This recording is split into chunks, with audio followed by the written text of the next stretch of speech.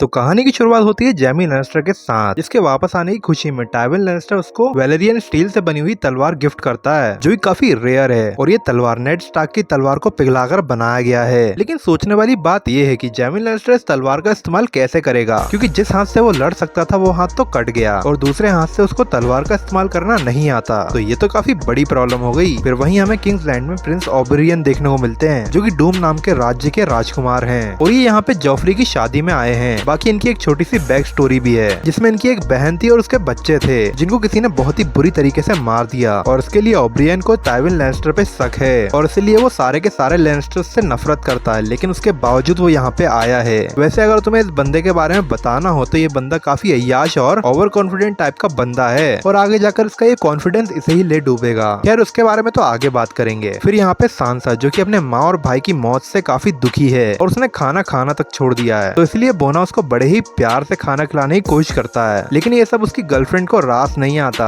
और ये देखकर उसको जलन होने लगती है और उसको ये डर लगता है कि कहीं सांसा के चक्कर में बोना उसको छोड़ ना दे। और उसके अलावा किसी तरीके से सरसी को भी पता चल जाता है कि बोने का चक्कर एक वैश्या के साथ चल रहा है। फिर यहाँ पे हमें मैंस रेडर के लोग देखने को मिलते हैं, जो कि जॉन स्नो के साथ दीवार चढ़ के आए थे और यहाँ पे इनकी मुलाकात होती है थेन से। और अब ये थेन कौन है तो मैं बता दूं, ये एक वाइल्डलिंग्स क्लेन है, जो कि वेस्टेरोस माउंटेन में रहती है और इनका भी बिल्कुल वैसा ही मोटिव है जो कि मैंस रेडर की सेना का है, यानी दीवार के इस तरफ आके कब्जा करना। तो इसलिए ये दोनों आपस में हाथ मिला लेते हैं और वहीं दूसरी तरफ खलीसी आगे बढ़ रही है अपनी सेना के साथ, जो कि अगर इसी स्पीड से बढ़ती रही तो बुढ़ापे तक तो किंग्सलैंड पहुंच ही जाएगी। लेकिन यहाँ पे जॉन स्नो ने बिल्कुल भी देरी नहीं की और तीर के घाव से ठीक होते ही वो सबसे पहले जाकर अपने कमांडर को बताता है कि ऐसे मैंस रेडर की एक बहुत बड़ी सेना आने वाली है हम लोगों पे हमला करने के लिए, जिसमें से कुछ लोग तो दीवार के इस पार पहुंच भी चुके हैं और बाकी के आने वाले हैं। फिर हमें हाउंड देखने को मिलता है, जो कि आर्या स्टार्क को लेकर उसकी मौसी के घर जा रहा है, क्योंकि उसके हिसाब से अब आर्या स्टार्क का कोई और बचा नहीं है उसकी मौसी के अलावा। तो इसलिए वो आर्या को लेकर उसकी मौसी के घर जा रहा है ताकि वो उसको अच्छा खासा इनाम दे। लेकिन उसको वहाँ पे ये नहीं पता कि आर्या की मौसी वेल में एक अलग ही खिचड़ी पका रही है, जिसकी बात हम आगे करेंगे। क्योंकि इससे पहले अपन थियोन ग्रेजॉय की बात कर लेते हैं, जिसको रामसे ने इतना डरा दिया है कि वो बिल्कुल भूल चुका है कि असल में वो है कौन और अब वो रामसे का नौकर बन के वहाँ पे रह रहा है। और वहाँ पे रोज बोल्टन भी आ जाता है और राम से बड़ा खुश होकर उसको बताता है कि उसने थियोन के साथ क्या क्या किया था। इसके बाद रोज बोल्टन उसको बोलता है कि हमें उत्तर पे कब्जा करना है और उसके लिए हमें थियोन की जरूरत पड़ेगी, क्योंकि उत्तर थियोन के बाप यानी लॉर्ड ग्रेजॉय के कब्जे में है। बट लॉर्ड ग्रेजॉय को थियोन से बिल्कुल भी फर्क नहीं पड़ता, क्योंकि वो उसके लिए पहले ही मर चुका है। और उसके अलावा रोज बोल्टन रामसे से बोट लेन पे कब्जा करने के लिए बोलता है, जिसके ऊपर अभी लॉर्ड ग्रेजॉय की सेना का कब्जा है और अब रामसे को उसके ऊपर कब्जा करना है। फिर यहाँ पे किंग्सलैंड में बोने को पता चलता है कि टाइवन लैनिस्टर को उसके और उसकी वेश्या के चक्कर के बारे में पता चल चुका है, तो इसलिए बोना उसको बचाने के लिए अपने दिल पे पत्थर रख कर यानी उसकी जीएफ को किंग्सलैंड से जाने के लिए बोलता है, ताकि किसी तरीके से उसकी जान बच जाए। और प्यार से बोलने पर तो वो बिल्कुल नहीं मानने वाली थी, तो इसलिए बोना उसको थोड़ा सख्त लौंडा बन के बोलता है कि मैं तुमसे प्यार नहीं कर सकता क्योंकि तुम एक वैश्या हो और हमारा तुम्हारे साथ में कोई फ्यूचर नहीं है। और ऐसे उल्टा सीधा बोल के उसका दिल तोड़ देता है और ये सब सुनने के बाद शे वहाँ से चली जाती है। लेकिन यहाँ पे तुम ये मत सोचना कि इनकी प्रेम कहानी खत्म हुई, क्योंकि अभी तो एक बहुत बड़ा ट्विस्ट आना बाकी है। फिर आगे हमें ब्रैन देखने को मिलता है, जो कि जंगल में 3 आंखों वाला कबूतर ढूंढ रहा है और वहीं किंग्सलैंड में लेडी मार्जरी और जॉफरी की शादी हो चुकी है और उनका अब रिसेप्शन है, जहाँ पे सबसे पहले तो जॉफरी अपनी बड़ाई करता है और उसके बाद थोड़ा मनोरंजन करने के लिए वो सांसा के पिता, उसके भाई और दूसरे राजाओं का मजाक उड़वाता है और एज ऑलवेज वो बोने की बेइज्जती करता है, जिसमें वो सारी हदें पार कर देता है, जैसे कि बोने के सर पे वाइन डालना और फिर उससे ग्लास उठवाना और उसमें वाइन भरवाना। और तभी जश्न मनाते हुए जैसे ही जॉफरी वो वाइन पीता है तो उसके गले में कुछ हो जाता है और फिर हमें पता चलता है कि वाइन में तो जहर था और उस आखिरी वाइन के साथ जॉफरी का चैप्टर क्लोज हो जाता है। लेकिन वो जाते आते बोने के ऊपर भी उंगली कर देता है और इसी तरीके से उसकी भी फील्डिंग सेट हो जाती है। मतलब कि अब यहाँ पे लोगों को लगता है कि जॉफरी के गिलास में बोने ने जहर मिलाया था, जिस वजह से उसको गिरफ्तार कर लिया जाता है। वैसे इसी सबके बीच सांसा को लेकर एक बंदा वहाँ से भाग जाता है और उसको लिटिल फिंगर के पास ले जाता है एक शिप में और वो लोग वहाँ से निकल जाते हैं। लेकिन जॉफरी को असल में जहर दिया किसने और अब बोना अपने आप को कैसे बचाएगा वो तो हमें आगे पता चलेगा। वैसे यहाँ पे तुमने एक बात नोटिस की, लेडी मार्जरी की आज तक जिससे भी शादी हुई है वो मरा ही है। जैसे कि सबसे पहले उसकी शादी रेनली बैरेटियन के साथ हुई थी, जिसको एक मॉन्स्टर ने मार दिया, और अब जॉफरी जिसको जहर देके मार दिया। मतलब कुछ भी बोलो, लड़की है तो पनौती। बट अब देखना ये कि आगे जाकर ये किसकी फील्डिंग सेट करती है। चलो छोड़ो, आगे बढ़ते हैं। यहाँ पे जॉफरी की मौत के बाद उसका क्रियाक्रम भी नहीं हुआ था कि टाइवन लैनिस्टर ने जॉफरी के छोटे भाई को राजा बनाने का सोच लिया और उसकी तैयारी शुरू कर दी और छोटे भाई का नाम है टोमेन। और वहीं दूसरी तरफ स्टैनिस बैरेटियन को जॉफ्री की मौत की खबर मिलती है, जिसको सुन के वो बहुत ही ज्यादा खुश होता है और अपने कमांडर को बोलता है कि देखा ये सब मेरी वजह से हुआ है, उस काले जादू की वजह से। मैंने अभी तक जितने के भी नाम लिए हैं वो सब मर चुके हैं। अगर तुम उस नाजायज लड़के को नहीं भगाते तो अभी तक तो मैं किंग्सलैंड का राजा बन चुका होता।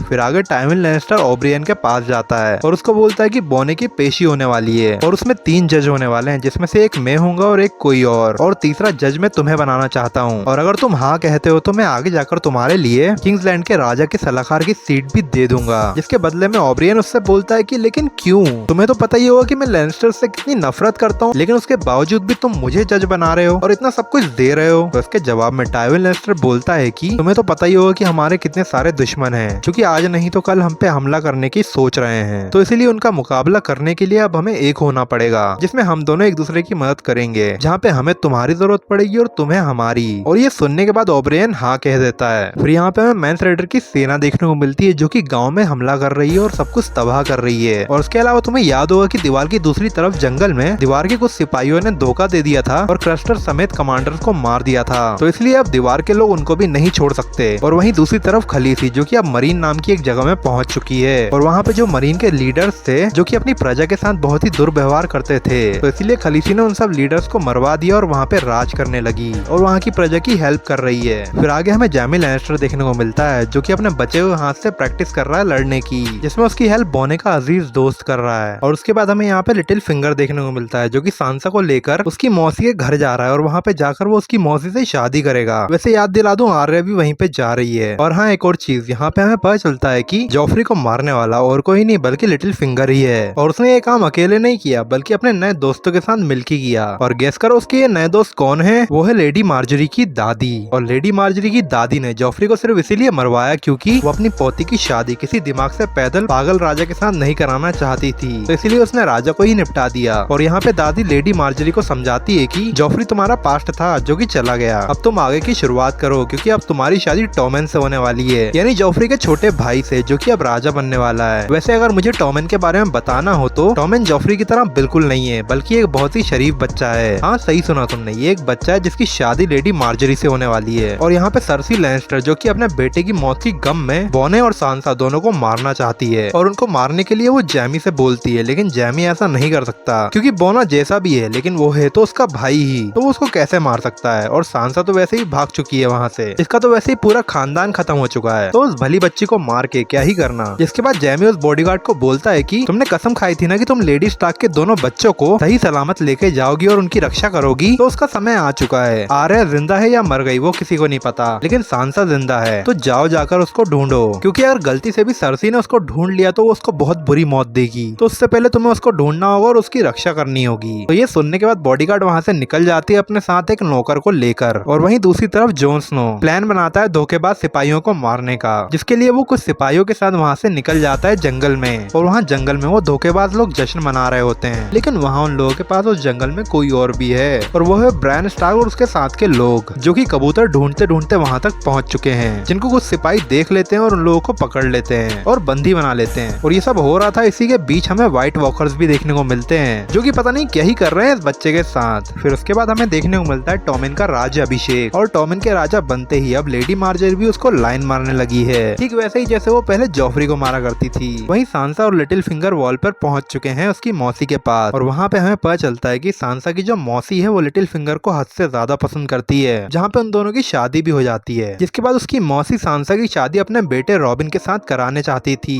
और उसके अलावा वहाँ पे हमें एक सीक्रेट भी पता चलता है कि जो सांसा की मौसी है उसने अपने ही पति को जहर पिला के मार दिया था, और उसका जो इल्जाम है वो लैनिस्टर्स के ऊपर डाल दिया। और ये सब उसने किया था लिटिल फिंगर के लिए, क्योंकि वो लिटिल फिंगर से प्यार करती थी। और यहाँ पे तुम लिटिल फिंगर के बारे में भले ही कुछ भी बोलो, लेकिन बंदा है तो बड़ा मास्टरमाइंड, जो कि पल भर में किसी का भी माइंड वॉश कर सकता है। फिर यहाँ पे जंगल में वो धोखेबाज सिपाही जिन्होंने ब्रायन और उसके दोस्तों को पकड़ रखा था, वो उन लोगों को मारने ही वाले थे कि तभी जॉन स्नो लोगों के ऊपर हमला कर देता है। और इसी लड़ाई के दौरान ब्रायन अपनी शक्तियों का इस्तेमाल करके हॉडोर के ऊपर कंट्रोल कर लेता है और वहाँ से लड़ाई करके निकल जाता है। फिर यहाँ किंग्सलैंड में आज बोने की पेशी है, जहाँ पर भरी सभा में आज बोने का केस चल रहा है, जिसमें काफी सारे गवाहों ने बोने के खिलाफ गवाही दी कि कैसे बोना पहले भी कितनी बार जॉफ्री को जान से मारने की धमकी दे चुका है। और ये सब देख के ऐसा लग रहा था कि अब तो बोने की फील्डिंग सेट है, लेकिन हो सकता है कि बोना अपना दिमाग चलाए किसी तरीके से यहाँ से बच जाए। बट जो लास्ट में गवाही देने आता है वो देख के तो बोना भी शॉक हो गया था था, क्योंकि लास्ट में जो गवाही देने आई थी वो थी बोने की गर्लफ्रेंड यानी शे, जिसका बोने ने दिल तोड़ दिया था। लेकिन अब वो वापस आ चुकी है और उसने बोने के खिलाफ गवाही दी और उसने ये झूठ बोला कि बोना और सांसा मिले हुए हैं, उन दोनों ने ही मिलकर जॉफ्री को मारने का प्लान बनाया था और उसके अलावा बोने ने उसका यूज किया। और ये सब सुनकर बोना एकदम से शॉक हो गया। उसको ये यकीन नहीं हुआ कि जिससे वो इतना प्यार करता था आखिर वो क्यों उसको मरवाना चाहती है। और ये सब सोचकर बोना इतना गुस्सा हो जाता है कि उसके पूरे इमोशंस जो कि उसने अंदर दबाए रखे थे वो बाहर आ जाते हैं। Have you nothing to say in your defense? Nothing but this. I did not do it. I did not kill Joffrey, but I wish that I had. Watching your vicious bastard die gave me more relief than 1,000 lying whores. I wish I was the monster you think I am. I wish I had enough poison for the whole pack of you. I would gladly give my life to watch you all swallow it. I will not give my life for Joffrey's murder, and I know I'll get no justice here, so I will let the gods decide my fate. I demand a trial by combat.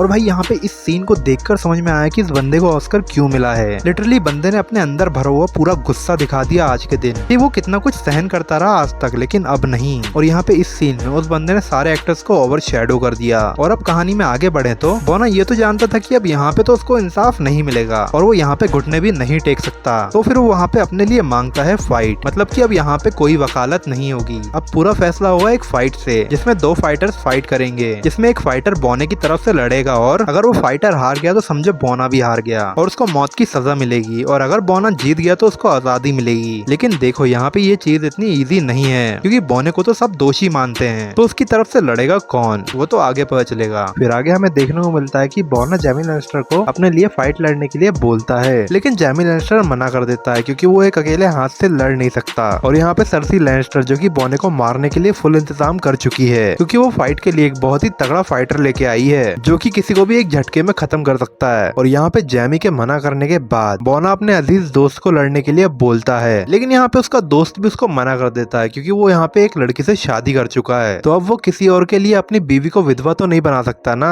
तो इसीलिए अब वो बोने के लिए नहीं लड़ सकता, तो वो भी मना करके चला जाता है। तो अब बोने के लिए लड़ेगा कौन, क्योंकि जिससे उम्मीदें थी वो सब मना कर चुके हैं। और फिर यहाँ पे हमें देखने को मिलता है कि जॉन स्नो अपने सिपाहियों के साथ उन धोखेबाजों को मारकर वापस आ चुका है, और वापस आकर वो अपने कमांडर को बताता है कि मैंस रेडर की सेना अब हमारे बहुत ही नजदीक पहुंच चुकी है, तो हमें उनसे बचने के लिए अपनी सुरंग को बंद करना होगा। हाँ, ये वही सुरंग है जिससे दीवार को पार किया जाता है, और जॉन स्नो इसको बंद करने के लिए इसीलिए बोल रहा है ताकि कोई मैंस रेडर का आदमी अंदर ना आ सके। लेकिन यहाँ पे ये जो कमांडर है वो थोड़ा अकड़ू और घमंडी टाइप का है, वो अपने से नीचे वाले बंदे का ऑर्डर कैसे मान लेगा, तो इसलिए वो इस बात पे ज्यादा ध्यान नहीं देता और मजाक में उड़ा देता है और बोलता है कि हम किसी से नहीं डरते, हमें इस बात की ट्रेनिंग मिली हुई है, हम अपनी बहादुरी से लड़ेंगे। फिर यहाँ पे खलीसी जिसको डिनेरियो पटाने की कोशिश कर रहा है, और यहाँ पे एक हद तक खलीसी भी उसको पसंद करने लगी है। वैसे बता दो कि इस सीजन में डेनेरियो नहारिस के एक्टर को चेंज कर दिया गया है, तो थोड़ा यहाँ पे समझ लेना। फिर यहाँ पे हमें हाउंड देखने को मिलता है जो कि भावनाओं में बहकर आर्या को अपने बारे में बताता है कि कैसे बचपन में उसके भाई ने उसको सिर्फ एक खिलौने के लिए आग में डाल दिया था, और सिर्फ यही एक रीजन है जिस वजह से वो आग से डरता है। फिर यहाँ पे दूसरी तरफ हमें बॉडीगार्ड देखने को मिलती है जो कि एक रेस्टोरेंट में खाना खाने के लिए रुकती है, और वहाँ पे उसको मिलता है ये बच्चा, और अगर तुम्हें याद हो तो ये बच्चा वही है जिसको थॉमस ऑफ मेयर ने इधर पे बेच दिया था। और यहाँ पे इस बच्चे को जैसे ही पता चलता है कि ये बॉडीगार्ड सांसा स्टार्क को ढूंढ रही है, तो उसको आर्या के बारे में बताता है कि कैसे आर्या उसी के साथ थी, बट अब वो हाउंड के साथ यहाँ से निकल चुकी है। और जैसे ही बॉडीगार्ड को पता चलता है कि आर्या अभी जिंदा है, तो वो उसको भी ढूंढने के लिए निकल जाती है वहाँ से। और अब बॉडीगार्ड को दोनों लड़कियों को ढूंढना है और उन दोनों को बचाना है। फिर यहाँ पे हमें बोने के पास ऑब्रियन देखने को मिलता है, लेकिन ऑब्रियन बोने को मिलने क्यों आया है उसके बारे में तो हम आगे बात करेंगे, क्योंकि उससे पहले अपन सांसा की बात कर लेते हैं जो कि वेल यानी उसकी मौसी के घर पहुंच चुकी है। और वहाँ पे अकेले में लिटिल फिंगर सांसा से बात करते करते उसको किस कर लेता है, और ये चीज देखकर सांसा भी शॉक हो जाती है और लिटिल फिंगर को धक्का दे देती है। लेकिन किस करते हुए सांसा और लिटिल फिंगर को सांसा की मौसी देख लेती है, और उसको ऐसा लगता है कि सांसा लिटिल फिंगर को फंसा रही है, क्योंकि लिटिल फिंगर पहले सांसा की माँ को पसंद करता था, और अब उसके जाने के बाद इसी तरीके से लिटिल फिंगर उसकी मौसी को पसंद करने लगा था। लेकिन अब सांसा सांसा आ गई है तो उसको ऐसा लग रहा है कि कहीं सांसा फिर से लिटिल फिंगर को मुझसे छीन ना ले, और यही चीज सोचकर उसको गुस्सा आ जाता है। तो वो सांसा को ले जाके वहाँ से फेंकने लगती है, लेकिन तभी लिटिल फिंगर आता है और उसको वहाँ पे रोक लेता है। और ऐसी ही बात करने के बहाने लिटिल फिंगर उसकी मौसी के पास आता है और उसको वहाँ से धक्का दे देता है, जिसके बाद उसकी मौसी गिर जाती है और उसका डी एंड हो जाता है। और वहाँ हमें पता चलता है कि लिटिल फिंगर सिर्फ सांसा को पसंद करता था और सिर्फ वर्ल्ड का राजा बनने के लिए उसने सांसा की मौसी से शादी करी थी, और अब वो विंटरफेल का भी राजा बनना चाहता है, जो कि तभी होगा जब वो सांसा से शादी करेगा। फिर वहीं दूसरी तरफ हमें ये भी पता चलता है कि प्रिंस ओब्रियन फाइट करेगा बोने के लिए, जिसके पीछे उसका एक पर्सनल रीजन है। याद करो मैंने पहले तुम्हें बताया था कि कैसे ओब्रियन की बहन को किसी ने मार दिया था, वो बंदा वही है जिसको सरसी लेके आई है लड़ने के लिए। तो इसलिए ओब्रियन उससे लड़ना चाहता है ताकि वो असली कातिलों को उससे नाम उगलवा सके कि उसने ये किसके कहने पे किया है। फिर आगे हमें देखने को मिलता है कि वेल में सांसा की मौसी को मारने के बाद अब लिटिल फिंगर के ऊपर इन्वेस्टिगेशन चल रही है कि आखिर रानी वहाँ से गिरी कैसे, जहाँ पे इन लोगों को शक है कि शायद लिटिल फिंगर ने ही उनको वहाँ से धक्का दिया था, जो कि दिया था, जिसके लिए वो सांसा से पूछताछ करते हैं कि तुम भी वहीं पे थी क्या, लिटिल फिंगर ने ही उनको धक्का दिया था। लेकिन यहाँ पे सांसा झूठ बोल देती है और वो लिटिल फिंगर को बचा लेती है यह कहकर कि उन्होंने खुद ही खुदकुशी कर ली। लेकिन यहाँ पे सांसा ने झूठ क्यों बोला, इसके पीछे भी एक रीजन है, क्योंकि यहाँ पे सांसा के पास अब और कोई भरोसा करने के लिए बचा नहीं है, और इसीलिए उसने लिटिल फिंगर को बचाया, क्योंकि अब सिर्फ वही एक बंदा है जिसको वो जानती है, और भले ही लिटिल फिंगर उसका यूज करेगा लेकिन उसको मारेगा तो नहीं, और ये चीज सांसा को पता है और इसीलिए उसने उसको बचाया। फिर यहाँ पे मरीन में खलीसी को पता चलता है कि उसका जो भरोसेमंद कमांडर है जोराह असल में एक जासूस है किंग्सलैंड का, जो कि खलीसी की सारी बातें किंग्सलैंड वालों तक पहुंचाता रहा है। लेकिन अब जोराह का कहना यह है कि अब वो बदल चुका है और अब वो किंग्सलैंड का जासूस नहीं है, ये चीज वो पहले करता था लेकिन अब छोड़ चुका है। लेकिन खलीसी को ये पता चलते ही उसका दिल टूट गया और वो जोराह को बोलती है कि मैं तुम्हें अपना खास मानती थी लेकिन अब नहीं, और मैं तुम्हारी जान बख्श रही हूँ, तो जितना हो सके मुझसे दूर चले जाओ यहाँ से, और आज के बाद मुझे अपनी शक्ल तक मत दिखाना। और ये सब सुनकर जोराह वहाँ से निकल जाता है, लेकिन कहाँ वो तो अभी पता नहीं। और यहाँ पे हाउंड और आर्या भी वॉल पे पहुंच चुके हैं, और वहाँ पे गेट पे पहुंचने के बाद उन्हें पता चलता है कि आर्या की मौसी अब नहीं रही, और ये सुन के आर्या जोर जोर से हंसने लग जाती है, क्योंकि आज तक वो जिसके भी पास उससे मिलने के लिए जा रही थी वो मारा गया है, जिसमें सबसे पहले आर्या का बाप नेड स्टार्क, फिर उसके बाद उसकी माँ और उसका भाई, और अब उसकी मौसी। अब जब उसकी मौसी जिंदा नहीं है तो वो वहाँ रुक के क्या करती, तो फिर वो हॉन्ड के साथ फिर से वापस वहाँ से निकल जाती है। और यहाँ किंग्सलैंड में आज है फाइट का दिन, जो कि डिसाइड करेगा कि आज बोना जिएगा या फिर मरेगा, जिसकी शुरुआत होने से पहले ओब्रियन काफी कॉन्फिडेंस में दिखता है, और फाइट चालू होने के बाद ओब्रायन उस फाइटर को किसी तरीके से हरा भी देता है। लेकिन ये फाइट जब ही खत्म होगी जब इन दोनों में से कोई एक मरेगा। तो यहाँ पे ओब्रियन उस फाइटर को नीचे गिराने के बाद उससे पूछता है कि मेरी बहन को मारने के लिए तुम्हें किसने बोला था, और ये चीज वो पूरे राज्य के सामने चिल्ला चिल्ला के पूछता है। और यहाँ पे वो थोड़ी हवाबाजी भी करता है, और इसी चक्कर में वो फंस जाता है और वो फाइटर उठ जाता है और ब्रायन को धक्का देकर उसकी आंखें दबाकर उसको बुरी तरीके से मार देता है। और यहाँ पे इसी को कहते हैं ओवर कॉन्फिडेंस, जो कि ओब्रायन को ले डूबा। और अब ओब्रायन तो मर गया, यानी बोना भी हार गया, तो अब बोने को भी मौत की सजा होने वाली है, जिससे वो बच भी पाएगा या नहीं वो तो हमें आगे पता चलेगा। फिर हमें यहाँ पे दीवार के सिपाही देखने को मिलते हैं, और यहाँ पे जॉन स्नो और सैम दोनों हैं, और तभी वहाँ पे मेंस रेडर की सेना हमला कर देती है, जहाँ पे एक तरफ से मेंस रेडर की जो सेना थी जो दीवार चढ़कर आई थी वो वहाँ किले में अंदर घुसने की कोशिश कर रही है, और दूसरी तरफ दीवार के दूसरी तरफ से मेंस रेडर के बहुत सारे लोग आ रहे हैं उस सुरंग के दरवाजे को तोड़ने के लिए, ताकि वो लोग वहाँ से अंदर आ सकें। और यहाँ पे दीवार के सिपाही जो कि काफी कम है वो लोग उन लोगों को रोकने की कोशिश कर रहे हैं, जहाँ पे वो लोग दीवार के ऊपर से ऑयल फेंक कर उसमें आग लगा रहे हैं ताकि वो लोग वहाँ से दूर रहें। और नीचे किले में लड़ाई चल रही है, क्योंकि मेंस रेडर की जो सेना है वो अब अंदर तक पहुंच चुकी है, और ये लड़ाई काफी देर तक चलती है, और वहाँ पे ही सामना होता है जॉन स्नो का उसकी जीएफ के साथ। और उससे पहले कि जॉन स्नो उसको कुछ कह पाता, एक बच्चा उसकी जीएफ को तीर मार देता है, और वो जॉन स्नो के हाथों में ही दम तोड़ देती है। फिर आगे हमें देखने को मिलता है कि मेंस रेडर की जो सेना है वो धीरे धीरे हारते जा रही है, क्योंकि यहाँ पे उनका जो कमांडर था उसको जॉन स्नो ने अपने गिरफ्त में कर लिया है, जिस वजह से मेंस रेडर के जो बचे हुए लोग थे वो धीरे धीरे वापस चले गए। और यहाँ पे दीवार के जो सिपाही थे उनमें से भी बहुत लोगों की मौत हो चुकी है, जहाँ पे अब कोई कमांडर नहीं बचा। फिर उसके बाद अगले दिन लड़ाई खत्म होने के बाद जॉन स्नो जंगल में जाता है ताकि वो वहाँ पे जाकर चुपचाप मेंस रेडर को मार सके, क्योंकि अगर उसने एक बार ऐसा कर दिया तो उसकी जो सेना है वो कुछ नहीं कर पाएगी, क्योंकि उनको हुक्म देने वाला कोई लॉर्ड ही नहीं बचेगा। और जैसे ही जॉन स्नो लोगों के पास पहुंचता है तो उसी वक्त वहाँ पे स्टैनिस आ जाता है अपनी सेना को लेकर, और वो मेंस रेडर की सारी सेना को खत्म कर देता है और मेंस रेडर को अपने गिरफ्त में ले लेता है। फिर आगे हमें देखने को मिलता है कि फाइनली ब्रायन 3 आंखों वाले कबूतर के पास पहुंच चुका है, जहाँ पे वो कबूतर रहता है। लेकिन तभी गुफा में घुसने से पहले ही उन लोगों के ऊपर स्केलेटन्स की कुछ आर्मी हमला कर देती है, इसमें ब्रायन, मीरा और हॉर्डर तो बच जाते हैं, लेकिन जोजन नहीं बच पाता और वहीं पे मारा जाता है। इसके बाद ब्रैन और उसके दोस्त वहाँ पे अंदर जाते हैं और वहाँ पे उनको देखने को मिलता है एक बूढ़ा आदमी, और वो और कोई नहीं बल्कि वही कबूतर है। और वहाँ पे ब्रैन उससे पूछता है कि क्या मैं पहले की तरह चलने लगूंगा, तो वो बूढ़ा आदमी उससे बोलता है कि नहीं, तुम दोबारा कभी नहीं चल पाओगे, लेकिन अब तुम उड़ोगे। बट ये ऐसा बोल क्यों रहा था, उसके पीछे का रीजन तो मुझे अभी तक समझ में नहीं आया। अगर तुम्हें आया हो तो कमेंट में बताना। फिर यहाँ पे रास्ते में हाउंड और आर्या उस बॉडीगार्ड से मिलते हैं, और बॉडीगार्ड के साथ जो नौकर था वो आर्या को पहचान लेता है। जिसके बाद बॉडीगार्ड आर्या को अपने साथ चलने के लिए बोलती है, लेकिन हाउंड उसको ले जाने से मना कर देता है। तो फिर उन दोनों के बीच में एक बहुत ही डेडली फाइट होती है, जिसमें हाउंड बुरी तरीके से घायल हो जाता है और खड़ा भी नहीं हो सकता।